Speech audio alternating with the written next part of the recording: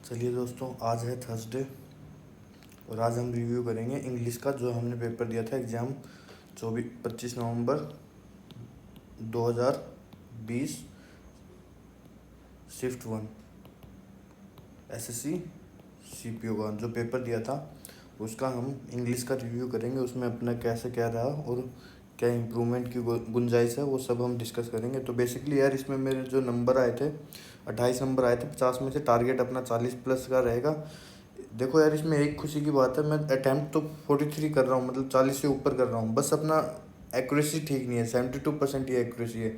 इस एक्यूरेसी को बढ़ा के कम से कम हमें 100% या नहीं तो 99% तक तो लेके जानी होगी, तभी बात बनेगी। अदरवाइज़ कोई फ़ायदा नहीं है इसमें स्कोर करने का।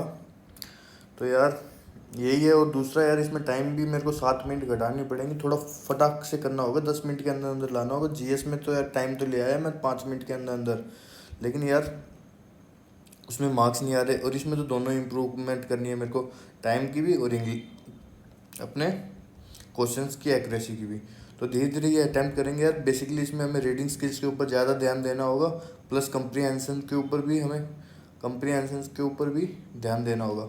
इसमें यार टारगेट अपना 140 प्लस का रहेगा एसएससी सीपीओ का। बाकी अगर आपको कोई भी डाउट है मैथ से रिलेटेड तो आप पूछ सकते हो यार sensex64@gmail.com पे। तो चलिए यार, बाकी ये सब पढ़ लो यार, किस लिए मेरा विज़न क्या है सब कुछ इसमें लिखा हुआ है। सीधे हम विदाउट टाइम वेस्ट करते हुए इंग्लिश का रिव्यू करते हैं। चलिए यार, पहला क्वेश्चन अपना है, the bottle slipped with my hand and broke into 1,000 pieces. तो यार सिंपल सा है। इसमें देखो, इस क्वेश्चन को करने के लिए the bottle slipped with my hand, तो यार विद नहीं होता यार, द बोतल स्लिप्ड विद माई हैंड थोड़ा ना होती है, फ्रॉम माई हैंड होता है। दिस बोतल स्लिप्ड फ्रॉम माई हैंड, है ना। क्योंकि विद माई हैंड क्या होता है, हैंड थोड़ा ना स्लिप होगा आपका। तो कॉमन सेंस है, तो ये सीधी सी बात है। इधर अपना आंसर आ गया सी। तो यही मैंने इसमें लॉजिक लगाया था। बाकी अपना लॉजिक देख लो यार, इसमें क्या लगाया आपने। विद माई हैंड के ऊपर क्लिक करना था मेरे को, सॉरी यार बाय मिस्टेक हो गया। तो इसका आंसर आ गया फ्रॉम माई हैंड आंसर होगा, ठीक है। क्योंकि विद का मतलब क्या हो गया, के साथ। फ्रॉम का मतलब हाथ से छुपना, समझ रहे हो। तो ये चीज़ है इसमें। चलिए नेक्स्ट क्वेश्चन है, ए nature reserves for birds and animals. इसका तो पता ही होगा, सेंचुरी होता है। तो इसमें कुछ ज़्यादा नहीं होता। आपके सिनोनियम सेंटोनियम्स वो कैब जब अच्छी होगी तो अपने आप हो जाएगा। 4 सेकंड में मैंने किया ये क्वेश्चन, इससे फास्ट क्या होगा यार। तो यही है सेंचुरी, ए नेचर और रिट्रीट। बाकी चीज़ों को भी यार पढ़ लेते हैं थोड़ा, क्या पता अगले साल जो अभी पेपर देंगे उसमें भी आ सकते हैं ये क्वेश्चन। तो रिट्रीट इक्विट और schedule secluded secluded place in which one can rest and relax. Oasis, a fertile spot in a desert where water is found. अच्छा ठीक है, ओसिस का याद रहेगा।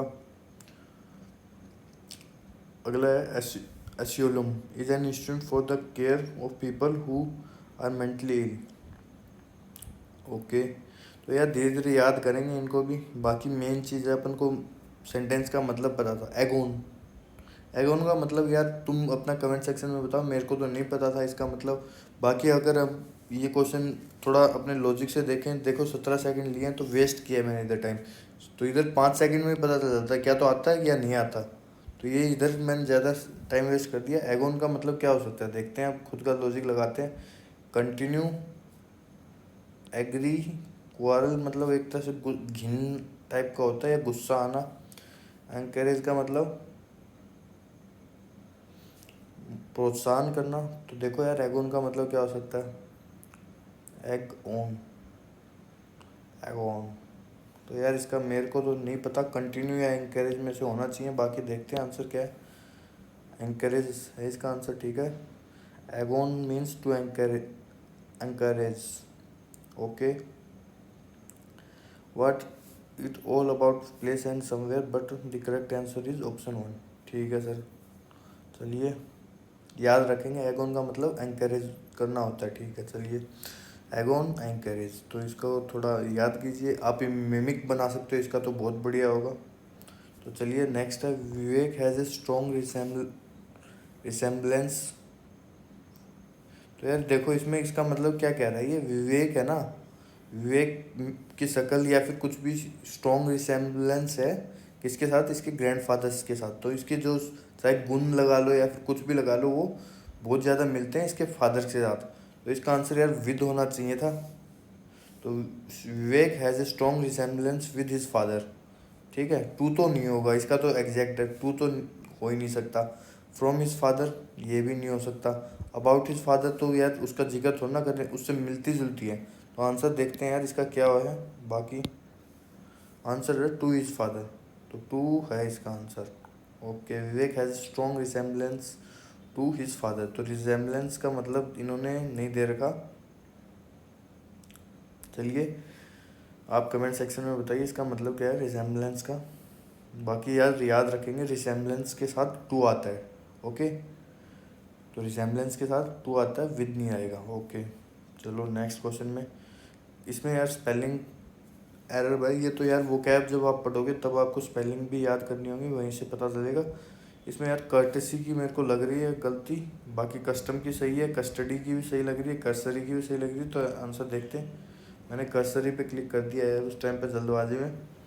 तो आंसर आएगा कर्टेसी। तो कर्टेसी में ESY होता है। ठीक है, तो ये याद रखेंगे। चलिए नेक्स्ट क्वेश्चन पे। स्पॉन्टेनियस, स्पॉन्टेनियस का यार देखो क्या होता है, तुरंत। ठीक है, स्पॉन्टेनियस आपने पढ़ा होगा फिजिक्स में, स्पॉन्टेनियस नॉन स्पॉन्टेनियस होता है। तो स्पॉन्टेनियस मतलब एक तरह से, मतलब फटाक से, तो उसको यार इम्पल्सिव बोलेंगे। फिजिक्स में आपने इम्पल्सिव भी पढ़ा होगा, तो इसका आंसर आ गया इम्पल्सिव। सॉरी, स्पॉन्टेनियस आपने केमिस्ट्री में पढ़ा था। तो चलिए नेक्स्ट क्वेश्चन पे चलते हैं। इसमें बाकी यार इनका मतलब देख लो। प्लान्ड का मतलब होता है डिसाइडेड, मतलब कहीं पे जा रहे हो या कहीं पे भी। प्री प्री जुडिस्ड का मतलब होता है हैविंग और शोइंग ए डिसलाइक और डिस्ट्रस्ट ड्रिव फ्रॉम, एक नापसंद। ठीक है, प्री और इंटेंट का मतलब प्लान्ड ही होता है। चलिए नेक्स्ट क्वेश्चन के ऊपर चलते हैं। नेक्स्ट क्वेश्चन है you can go to dash national art. तो नेशनल आर्ट गैलरी यार बड़ा नाम है, किसी जगह का नाम है, तो उसके लिए दी तो यूज़ करेंगे अपन। तो पहला में दी आ जाएगा, you can go to the national art gallery but I want to visit to the zoo. Visit, I want to visit the zoo first. तो इसका आंसर हो गया दी जू फर्स्ट। तो दोनों में यूज़ करेंगे यार, स्पेसिफिक पर्टिकुलर नाउन है तो उसके साथ दी यूज़ होता है। आ गई बात समझ में। चलिए नेक्स्ट क्वेश्चन पे चलते हैं अपन। ये है डिसोलेट। डिसोलेट का मतलब यार एक तो नेगेटिव साउंड कर रहा है, सिनोनिम बताना है। तो डिसोलेट का मतलब क्या तो थर्ड होगा या फोर्थ होगा, पहले दूसरे तो यार पॉजिटिव साउंड करते हैं। तो देखते हैं बैरन या इनहेबिटेंट के में से क्या हो सकता है। डिसोलेट का मेरे को जहाँ तक तुक्का मारूंगा तो मैं इनहेबिट के बैरन के ऊपर मारूंगा। चलिए देखते हैं। इनहेबिट का मतलब है ऑफ ए पर्सन और एनिमल लिव्ड इन और ऑक्यूपाइड ए प्लेस और इन्वायरमेंट। ठीक है, इनहेबिट भी एक तरह से पॉजिटिव साउंड करता है मैं तो इनके हिसाब से। तो यार जो इन्होंने बोला है लिव्ड इन और ऑक्यूपाइड ए प्लेस इन्वायरमेंट। ठीक है, तो बैरन ही एक नेगेटिव था। बैरन का मतलब होता है बंजर। चलिए नेक्स्ट क्वेश्चन यार। There will probably be a lot of fish in the there net. Will there, तो यार जब भी इस टाइम का क्वेश्चन आता है ना कि लास्ट में विल देयर लिखा होता है या फिर MI लिखा होता है, तो उसमें हमेशा इधर जो वर्ब है ना, ये विल है, तो इसका इधर ही होगा, विल नॉट देयर होगा। समझ रहे हो। तो इसका इधर पॉजिटिव है तो इधर नेगेटिव होगा, अगर इधर पॉजिटिव होता तो इधर नेगेटिव होगा, और इधर नेगेटिव है तो इधर पॉजिटिव होगा। तो इधर यार पॉजिटिव है तो इधर ऑब्वियसली बात नेगेटिव होगा, तो नेगेटिव देख लो इधर ऑप्शन में देख लो, विल देयर ए ही है, तो ये आंसर हो गया इसका। ये चीज़ है यार, याद रखना। नेक्स्ट क्वेश्चन यार। थ्रू एंड थ्रू मतलब, थ्रू एंड थ्रू मतलब किसी के थ्रू एंड थ्रू हो गए आप, तो किसी के बुक के थ्रू एंड थ्रू कर दिया आपने, तो मतलब इसका मतलब हुआ पूरी पढ़ चुके आप। तो कम्प्लीटली या फिर कम्प्लीटली इसका आंसर हो गया। बाकी चीज़ें तो यार कहीं पे भी नहीं दिखा रही, तो बता दिया कम्प्लीटली बोलते हैं हम। थोरोली पढ़ना मतलब किसी भी चीज़ को। तो नेक्स्ट क्वेश्चन है यार इग्नाइट। इग्नाइट का मतलब क्या होता है यार, स्पार्क। तो स्पार्क से रिलेटेड होगा इसका आंसर। तो इसका देखो एंटोनियम पूछा है, तो एंटोनियम क्या होगा इसका अपोजिट। तो स्पार्क मतलब उसको बुझाना, तो उसको बुझाना मतलब एक्सटिंग्विश। तो आंसर इसका हो गया एक्सटिंग्विश। तो ये चीज़ है यार, बाकी पढ़ना चाहो पढ़ लो। नेक्स्ट है यार, she picked up the books, lie on the table and put them on the self. तो यार क्वेश्चन देखो इसमें, she picked up the books, lie on the table and put them on. देखो यार इधर बहुत अच्छा है क्वेश्चन ये। सी पिक्ड अप द बुक्स, ठीक है, इसने बुक्स उठाई, कहाँ से उठाई। लाई तो नहीं होगा यार, देखो लाई का मतलब सिंपल में हो गया, तो ये तो देखो सिंपल में तो क्यों चलेगा, क्योंकि ये पहले से पास्ट सिंपल तो पहले ही हो चुका, तो उसको यार पास्ट सिंपल के साथ अपना कंटिन्यूस में होगा। तो लाई वर्ब यूज़ नहीं होगी, इधर हम यूज़ करेंगे लाइंग ऑन टेबल। तो यार वो बुक्स उठाई इन्होंने जो टेबल के ऊपर पड़ी हुई थी और उनको उठा के सेल्फ में रख दिया। तो आंसर क्या हो गया इसका, लाई ऑन द टेबल। यहाँ पे क्या होगा, लाइंग ऑन द टेबल होगा। तो चलिए यार देखते हैं आंसर क्या होगा, ले होगा। तो चलो यार, मतलब एक तरह से ये इंस्टिंक्ट का काम किया है मेरा, बाकी धीरे धीरे अपना इम्प्रूवमेंट होता चला जाएगा, आपको आंसर्स भी लॉजिकली दे देंगे। चलिए यार नेक्स्ट क्वेश्चन है, rise of a race, rise of a, यार एक देखो कभी भी ये क्वेश्चन आए ना, rise of a best quality, तो ए और बेस्ट इकट्ठे नहीं होते, दी बेस्ट होता है, ये बेस्ट नहीं होता। तो आंसर क्या हो गया, बी। तो देखते हैं आंसर बी ही होगा। चलो, तो इसका होगा राइस ऑफ द बेस्ट होता है, ठीक है, ए नहीं आता, दी आता है। चलो यार रॉन्गली स्पेल्ड वर्ड बताना है, तो इसमें यार सीधी सी बात है, लेबोरेटरी, बाउंड्री, ओल्फैक्ट्री। तो लेबोरेटरी की स्पेलिंग गलती है यार इसमें, LABORATARY,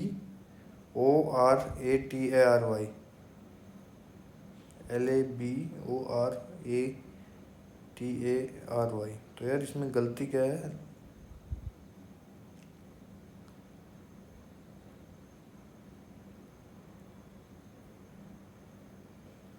spelling if you replace the letter LABORATRE,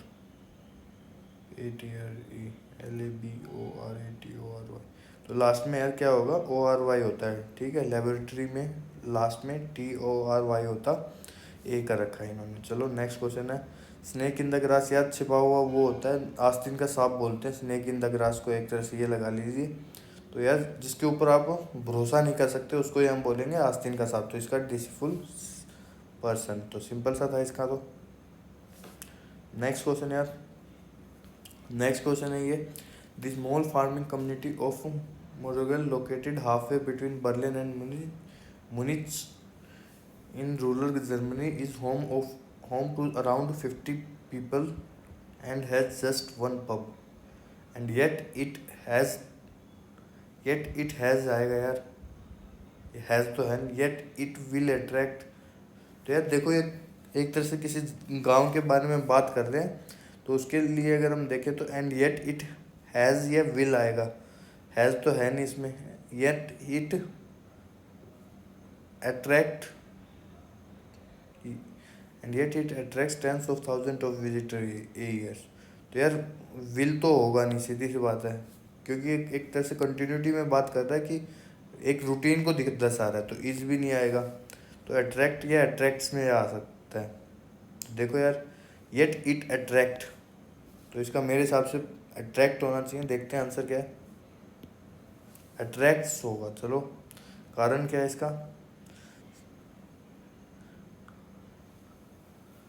तो यार सिंगुलर वर्ब की बात कर रहे हैं। अच्छा, मोलूगढ़ को एक तरह से सिंगुलर माना गया तभी अट्रैक्ट्स आएगा। चलिए नेक्स्ट क्वेश्चन पे चलते हैं। ये भी गलत हुआ यार, बड़ा अच्छा था फिर तो ये, upon arrival dash a reason for this is clear, upon arrival a reason for this is clear, any reason for this is clear, the reason for this clear. यार मेरे हिसाब से इसका दी होना चाहिए, देखते हैं क्या है, दी है। चलो, the reason of for this clear among the 18 houses and farms dash a long, अगले क्वेश्चन में चलते हैं, dash a long houses and farm are among the 18 houses and farms dash a 100 metre. यार पास्ट की तो बात नहीं हो रही तो वाज वर तो आएगा नहीं, अमोंग 18 की बात हो रही तो आर आएगा, इज आएगा सॉरी। अमोंग अमोंग द 18, उनमें से यार एक की बात कर रखी है कि 18 हाउसेज हैं, उनमें से एक कंक्रीट वाइट वॉल, तो इसका आंसर होगा fourth.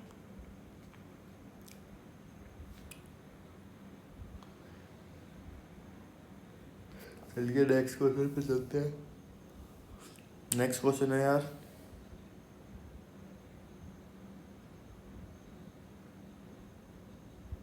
Dash was once part of the former border between east and west जनवरी। वॉल विच, तो वॉल की बात हो रही है यार, वॉल के लिए तो सिंपल सा है, विच आएगा। होम तो किसके लिए यूज़ करते हैं, किसी बंदे के लिए यूज़ करते हैं, ह्यूमन बींग्स के लिए। दिस किसके लिए यूज़ करेंगे अपन, दिस तो यूज़ हो ही नहीं सकता। हु भी किसके लिए यूज़ करते हैं अपन, किसी पर्सन के लिए यूज़ करते हैं। तो चलिए इसका आंसर आ गया विच, तो ये आंसर था। चलिए नेक्स्ट क्वेश्चन।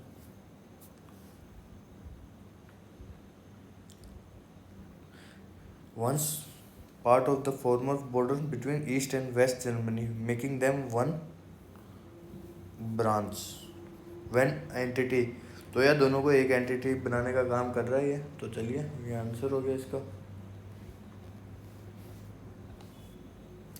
नेक्स्ट क्वेश्चन है यार, एवरीबडी हु नोज हिम होगा यार, तो सिंपल सा था ये, एक बंदे को जानते हैं तो एवरीबडी प्लूरल हुआ, तो इसके लिए नोज हिम एग्रीज दैट, तो ये सिंपल सा आंसर था इसका, नोज आएगा। तो एवरीबडी सिंगुलर का रिएक्शन दे रहे तो उसके लिए हम प्लूरल वर्ब यूज़ करेंगे, एवरीवन हु नोज हिम। तो चलिए नेक्स्ट क्वेश्चन पे चलते हैं। ए बर्ड आई व्यू, तो बर्ड आई व्यू यार ऊपर से थोरोली व्यू लेते हैं अपन, तो इसका पर्सनल व्यू नहीं हो सकता, ए डिटेल स्टडी, ए प्री, इसका यार मेरे हिसाब से डी आना चाहिए था। एक कर्सरी व्यू होता है, चलो कर्सरी का मतलब इन्होंने बताया है क्या, देखो नहीं बताया यार, बाकी आप कमेंट सेक्शन में बताइए इसका मतलब क्या है। तो नेक्स्ट क्वेश्चन पे चलते हैं आप सीधा। यार इसमें पूछ रहा है रॉन्गली स्पेल्ड वर्ड, इसमें डेसिबल है, डिक्रीज, डिक्रीज, मेरे को इधर डिक्रीज की स्पेलिंग लगी थी शायद पेपर में, तो फिर यार ये रॉन्ग नहीं है, तो यार और कोई वर्ड क्या होगा, डिसेंसी या डिसीव, तो इसमें यार डिसेंसी या डिसीव में से होना चाहिए, डिसीव आंसर है इसका। तो यार डिसीज, तो ये डिसीज का मतलब होता है पर्सनस डेथ, ठीक है। डिसीव का स्पेलिंग होती है DECEIV, ठीक है, इन्होंने IE लिख दिया, EI होता। तो चलिए यार नेक्स्ट क्वेश्चन पे चलते हैं अब। प्रो प्रोजिगल, इसमें इंटेलिजेंट या टैलेंटेड होता है यार इसका आंसर, तो इसका आंसर है वेस्टफुल, वेस्टफुल होता है यार prodigal, mean the spending money freely, और ठीक है यार प्रोडिजल का याद रखेंगे, रॉन्ग हो गया अपना तो। चलिए नेक्स्ट क्वेश्चन पे चलते हैं अब। नेक्स्ट है यार irrelevant, irrelevant, irrelevant, irrelevant, irrelevant, irrelevant, irrelevant, irrelevant, irrelevant को किस क्या होता है यार, इसका एंटोनियम, इरेलीवेंट मतलब होता है ट्राइवल या फिर पॉइंटलेस, तो इसका वो क्या होगा, एंटोनियम जो कॉन्सिक्वेंट है हो, तो ये आंसर हो गया इसका। तो चलिए नेक्स्ट क्वेश्चन पे चलते हैं। सेलेक्ट इनकरेक्टली स्पेल्ट वर्ड, तो इसमें यार फास्टिडियस, फैशन, फैसिनेशन या फैसिज्म, तो इसमें यार फास्टिडियस का मेरे को रॉन्ग लगा था, चलिए देखते हैं आंसर। तो फास्टिडियस की स्पेलिंग क्या होती है, FASTI आता है, ठीक है, FASTIDIOUS, ठीक है। चलिए नेक्स्ट क्वेश्चन पे चलते हैं। गेट योर मनीज वर्थ, तो मतलब अगर इसका मतलब क्या हुआ, आपने जितनी पैसे दिए उसका फुल वसूल हुआ, फुल पैसा वसूल जिसको बोलेंगे, तो यार इसका है टू पे and get something of good value, तो सिंपल सा आंसर था यार इसका। तो नेक्स्ट क्वेश्चन पे चलते हैं अब। Select the incorrectly spelled word, तो इसमें यार इनकरेक्टली स्पेल्ड वर्ड कौन सा है, माइग्रेंट, माइग्रेंट की स्पेलिंग मेरे को गलत लग रही है, MIGRANT होती है। तो देखा, सही हो गया अपना। उस टाइम पे यार थोड़ा टाइम बचाने के चक्कर में गलती हो गई, बाकी तो क्या है इसमें यार, माइग्रेंट की MIGRANT होती है। चलिए नेक्स्ट क्वेश्चन पे चलते हैं। बेंजीन का मतलब यार, एक तरह से सिनोनिम पूछ रहे हैं तो BE जहाँ पे भी यूज़ होता है ना स्टार्टिंग में, तो वो एक पॉजिटिव साउंड करता है और इसका मतलब सेवा टाइप का होता है, ठीक है। तो इसमें देखो यार, फेवरेबल इसका आंसर हो गया। बाकी तो यार तीनों नेगेटिव साउंड कर रहे हैं, तो सीधी सी बात है एक ही बचा, तो ऑड वन आउट वाला लॉजिक लगा सकते थे। अब ये है that tree fell down yesterday narrowly miss my car. तो इसका आंसर होगा यार, the tree fell down yesterday, that tree fell down yesterday, that tree fell down yesterday narrowly miss my car. तो इसका नैरोड मिस, इसमें यार देखो logic देखो यार, ये तो हो नहीं से रहा, नैरोड मिसिंग माई कार, ठीक है। नैरोली मिस्ड माई कार ये हो सकता है, नैरोली मिसिंग माई कार तो यार ये नहीं हो सकता। तो या तो ये होगा या ये होगा, तो ये मैंने शायद क्लिक किया था तो गलत हो गया, तो आंसर हो गया अपना ए। तो देखते हैं, आंसर है यार नैरोली मिसिंग माई कार। क्या लॉजिक इन्होंने दी है, क्या explanation in the given sentence the use of the base form of web miss is incorrect the part it is explaining how the tree fell down. That tree fell down yesterday, narrowly missing my car.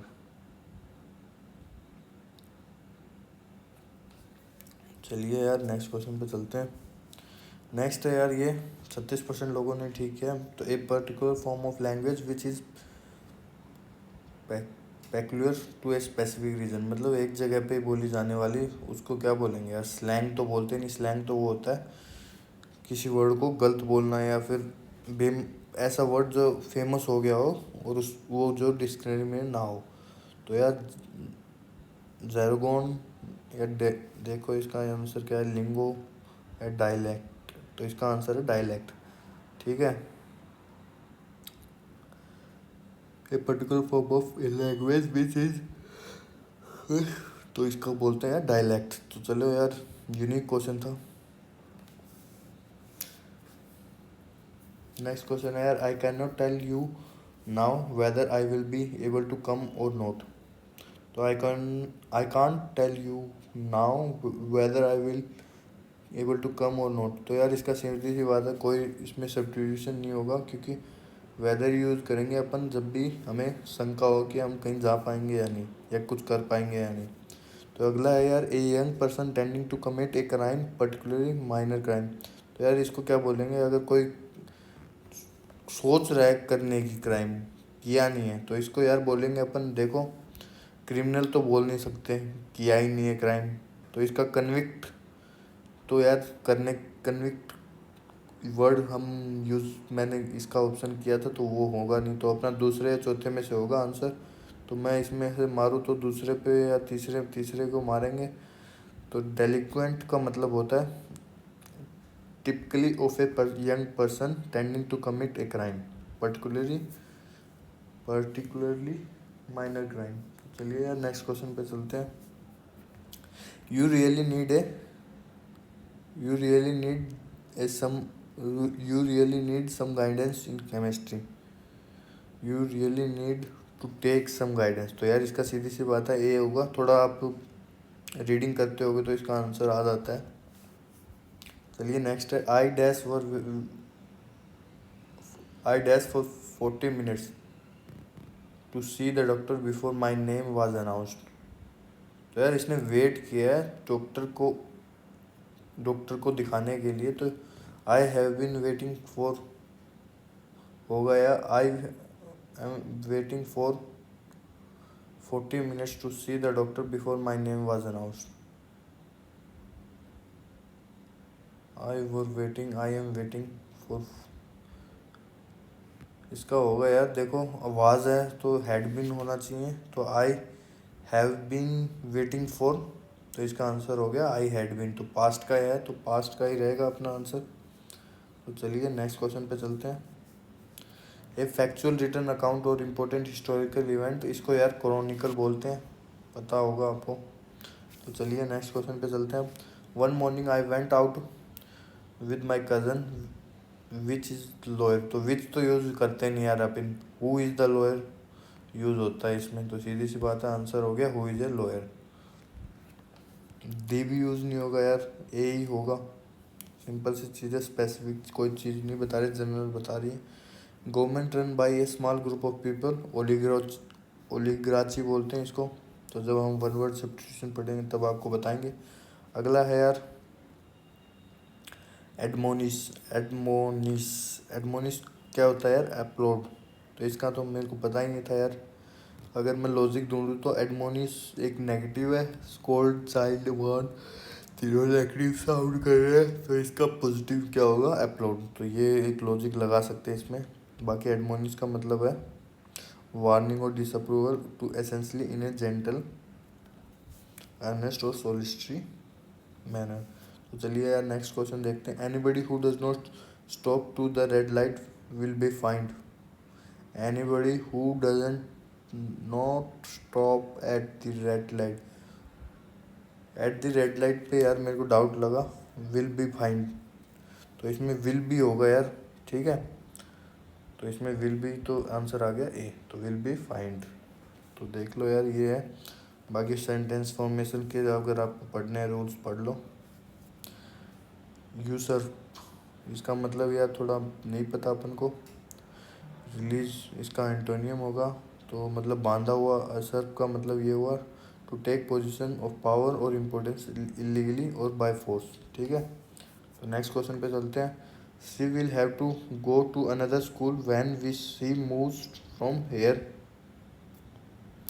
तो यार इसमें देखो ये starting वाला positive है, तो हैजेंट सी होगा। तो आंसर हो गया इसका वुडंट सी आएगा यार। विल हैव था यार, विल के ऊपर फोकस करना था, हो गई मेरे से ये भी गलती। चलिए यार नेक्स्ट क्वेश्चन देखते हैं। का चेस्ट, इसका आंसर है प्योर। तो चेस्ट का मतलब क्या होता है, फ्री ऑफ ट्रेस, कोर्स और इंडिसेंट। तो यार इसका आंसर पता चल गया। नेक्स्ट क्वेश्चन पे चलते हैं। एक्सोनरेट।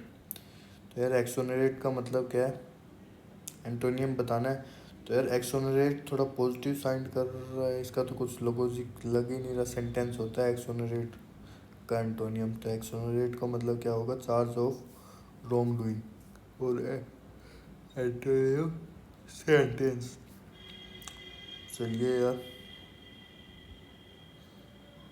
ये 37% लोगों ने किया, तो बहुत कम लोगों को पता था इसका answer. Vindicate, clear someone of blame और सस्पिशियन। तो यार इस टाइप के यार हर एक चीज़ नहीं कर पाएंगे अपन। चलिए नेक्स्ट है। When I sold this some dash I was very happy. When I sold the some my self होगा यार। नेक्स्ट क्वेश्चन, ये यार कंप्रीहेंशन का क्वेश्चन था, देख सकते हो यार।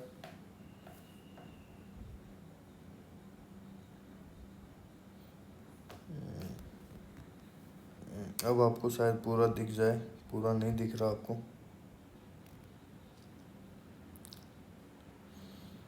बाकी यार ये अपना सही हुआ था, तो इसमें ऑप्शंस आपको मिल जाएंगे।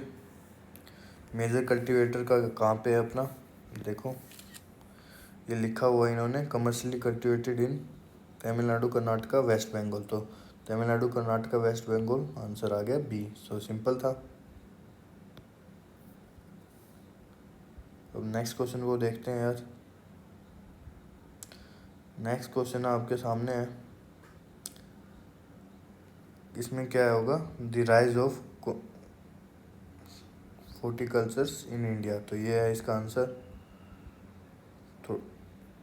तो इसमें सीधा सा यहाँ पे लिखा ही हुआ इन्होंने, sunrise as a sunrise of industry, ठीक है। तो थोड़ा लॉजिक अपना भी बनता है, तो सारी जगह उसी की बात कर रहे हैं। तो यार इसका सिंपल सा था, 484,000 हेक्टेयर या 294। इधर इन्होंने इधर कंफ्यूज करने की कोशिश की थी, इधर तो लिखा हुआ 1000 हेक्टेयर, ये 484 से कंफ्यूज करने की थी ये तो, लेकिन टन्स कट फ्लावर्स के बारे में है, तो सीधी सी बात है, आंसर क्या हो गया 249 बी। तो चलिए यार, इसका आंसर बी हो गया। नेक्स्ट क्वेश्चन पे चलते हैं अब। नेक्स्ट क्वेश्चन है यार, which of the following statement is not true according to passage. तो यार इसमें क्या पैसेज के अकॉर्डिंग गलत है। तो यार इसमें देखो 571 करोड़ की बात हो रही है, देखो ठीक है, लेकिन इधर इन्होंने बात कर दी मिलियन डॉलर, तो आंसर क्या हो गया सी। तो चलिए यार नेक्स्ट क्वेश्चन पे चलते हैं। ये लास्ट क्वेश्चन है, ये भी अपना सही नहीं हुआ, स्किप ही कर दिया मैंने जल्दबाजी में। तो न्यू पॉलिसी, ये आपको कमेंट सेक्शन में बताना है इसका आंसर, ठीक है। बाकी आंसर बताना कितने लोगों ने इसका आंसर सही दिया था। इसका आंसर होगा सेकंड। आ गई बात समझ में, the liberalisation of industrial and trade policies by the government. तो ये इसका आंसर होगा। तो चलिए बढ़िया है, धीरे धीरे अपना इम्प्रूव होता चला जाएगा।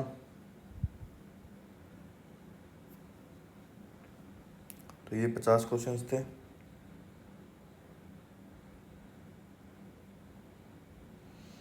अब करते हैं इस वीडियो को ख़त्म।